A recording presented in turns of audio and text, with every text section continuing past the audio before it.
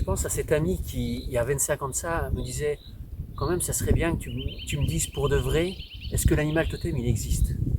Pour de vrai. Puis moi, je lui fais une réponse de chaman, je commence à lui dire, tu sais, ça dépend dans quel état tu es. Puis il me dit, non, ça suffit, je veux que tu me répondes vraiment par oui ou par non. Est-ce que l'animal totem, il existe vraiment, oui ou non? Et 25 ans après, c'est à cette question que je vais essayer de répondre. C'est pas facile parce que, voilà, je commence à nouveau à faire une réponse de chaman. En ce moment, ce qui est à la mode, par exemple, c'est le travail autour de l'animal totem. C'est le travail de Michael Harner, qui fait un beau lien entre chamanisme et psychologie, et avec une mode un petit peu d'aller faire des voyages au tambour pour aller rencontrer son animal totem. Ça peut être intéressant. Ça ressemble beaucoup à de la sophrologie, ça ressemble beaucoup à de l'hypnose, de l'auto-hypnose, ça ressemble beaucoup à tout ce genre de travail. Oui, bien sûr, dans un état légèrement modifié de conscience, je peux pressentir quelque chose de cet ordre-là. Ça reste, je crois, quand même une porte d'entrée. Une porte d'entrée parce que, d'ailleurs, la preuve, c'est que les gens, ils le font une fois, deux fois, 10 fois, ils ne rencontrent jamais le même animal.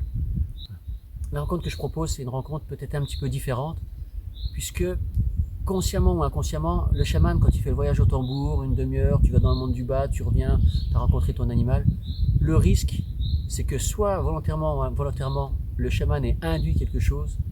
Le deuxième risque, c'est que avec l'ego spirituel, on se raconte des histoires. Et qu'est-ce qu'on fait de cette rencontre? C'est juste une rencontre dans un état modifié très léger. Ça peut être intéressant. Qu'est-ce qui se passe si on va un tout petit peu plus loin? Par exemple, quelque chose qui me surprend toujours dans la rencontre avec l'animal totem, souvent les gens ils reviennent avec des animaux incroyables. On a un nombre fou de bisons, de loups, d'ours, d'animaux qui ont un lien avec l'ego spirituel de la personne qui a vécu l'histoire. C'est possible d'avoir le loup, mais c'est un peu étonnant qu'il y ait tant de loups, d'ours, d'aigles et d'animaux si puissants. Donc des fois, voilà, ça fait partie de ce que je raconte, se raconter des histoires, parce que le cadre permet ça ou induit ça. Je suis dans un groupe, l'autre il a déjà dit qu'il a vu un ours, l'autre il a dit qu'il a vu un bison, c'est à moi. Je ne fais pas exprès, mais je peux me raconter une petite histoire comme ça. Je peux raconter ce que j'aurais envie de raconter, ce que j'aurais envie de vivre, le soutien que j'irai chercher. C'est pas tout à fait ça la proposition de l'animal totem. Pour moi, la proposition de l'animal totem, c'est une rencontre. Et c'est comme une rencontre amoureuse. Il y a une parade. Chacun fait un pas vers l'autre. Et cette rencontre, elle peut commencer, par exemple, dans le premier travail pour moi, c'est d'aller retrouver notre animalité en tant qu'humain, en tant qu'être spirituel et humain, et donc animal que nous sommes, que ce soit le cerveau reptilien, que ce soit le cerveau mammifère, que ce soit alors je sais jamais, le cerveau droit, toutes ces choses-là auxquelles on va pouvoir accéder à nouveau par des états de transe, accéder à nouveau. On va appeler ça voyage au monde du bas, mais si j'y vais dans un état de transe particulier, si j'y vais avec mon corps, si j'y vais avec tout mon corps, si je le vibre, si je sens, si je retrouve ces instincts, si je retrouve une agressivité, si je retrouve, pas une violence, une agressivité, si je retrouve toutes ces choses-là de l'animal, je peux faire un chemin vers quelque chose.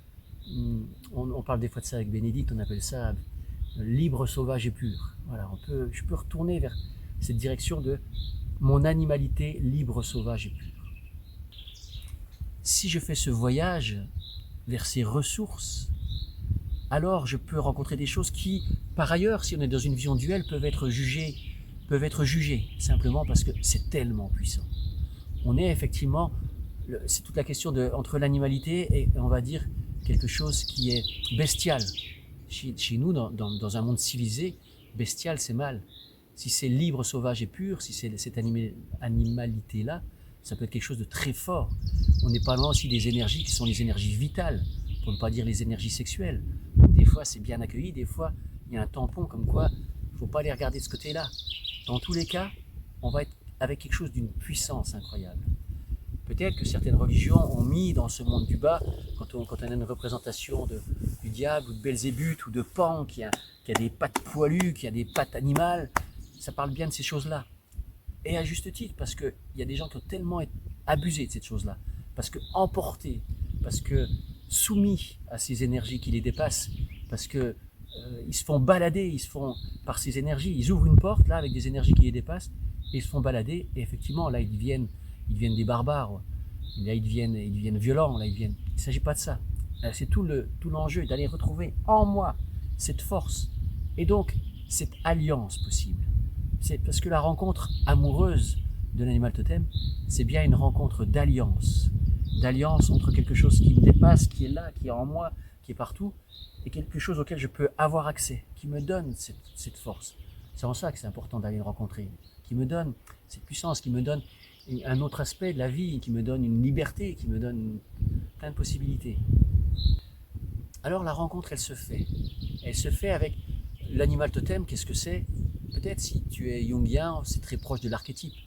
L'esprit de l'animal, des fois on dit qu'il y a un esprit animal pour chaque règne animal, pour chaque espèce animale. Mais la rencontre, elle va se passer quand même avec un animal particulier.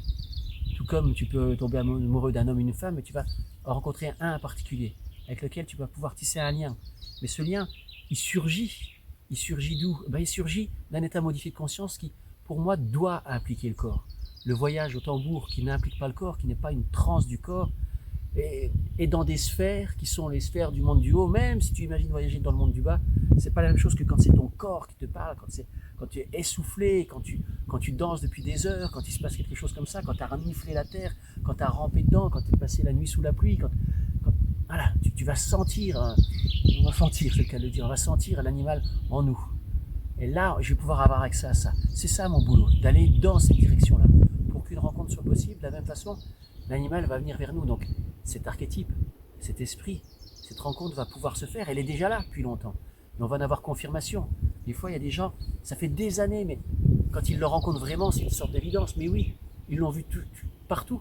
C'était tellement évident qu'ils ne le voyaient pas. C'était comme le nez sur la bouche. C'est comme quand on cherche les lunettes et qu'elles sont sur la tête. Donc, des fois, réapparaît cette évidence de la rencontre avec l'animal totem qui est là depuis toujours. Alors, dans cet état modifié, dans cet état liminal, c'est pour ça que c'est compliqué la question, est-ce qu'il existe vraiment? Je perçois le monde en fonction d'un état dans lequel je suis. Là, dans l'état normal, quand je te parle, j'ai une représentation du monde, je le perçois et j'interagis avec lui. Si je suis dans un autre état, si je suis dans cette transe profonde qui inclut le corps, je suis dans un autre état, et à ce moment-là, dans cet état, il est aussi réel que toi, que la personne qui filme, que le sol, que l'arbre derrière moi, il est aussi réel dans cet état. Et j'entre en relation de façon aussi réelle, et j'entre en interaction de façon aussi réelle. Alors à ce moment-là, peut s'établir une relation qui va dans les deux sens quand on parle d'alliance. Je peux lui demander des choses parce qu'il a des qualités particulières. Quel que soit l'animal, il a des qualités particulières. On n'est pas obligé d'aller chercher l'ours et l'aigle et le bison. On peut aller chercher des animaux qui sont anodins et ils ont des particularités. Et ils ont des particularités et ils ont des énergies particulières enseignantes ou qui vont m'aider à un moment dans un passage dans ma vie. Et c'est un échange parce que après je peux aussi moi faire quelque chose avec cet animal, que ce soit la race. Si j'ai quelque chose avec le renard, je peux essayer de faire quelque chose pour qu'il y ait moins de chasse à courre, ou je peux m'inscrire dans une association pour les aider, si c'est les vautours, si c'est...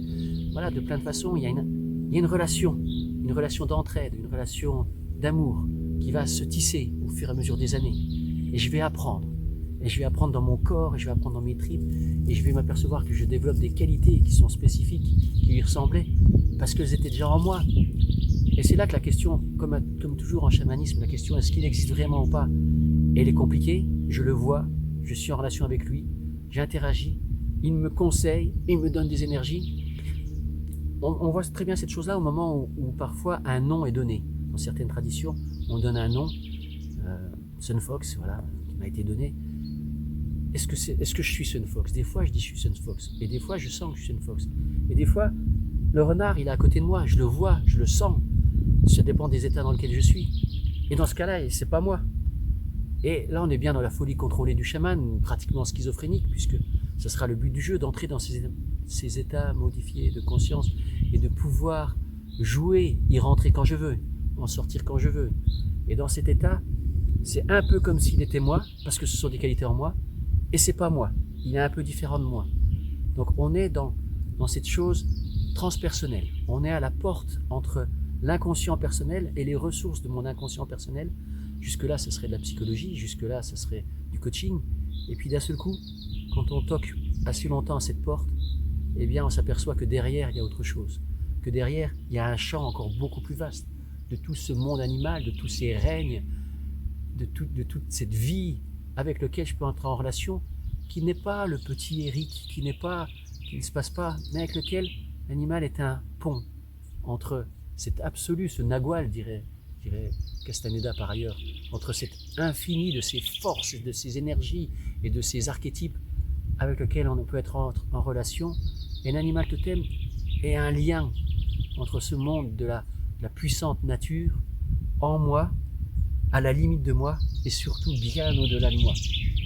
Alors cette relation est d'autant plus riche dans un échange. Si ça peut se faire dans un échange, alors cette vraie rencontre, comme une rencontre amoureuse, peut changer ta vie, et petit colibri que nous sommes, on peut aussi participer à la vie, à ce qui nous dépasse. Faire notre touche comme un peintre qui va amener une petite couleur là à la fin, une petite couleur finale. Voilà le chemin peut-être de la rencontre avec l'animal totem. Merci.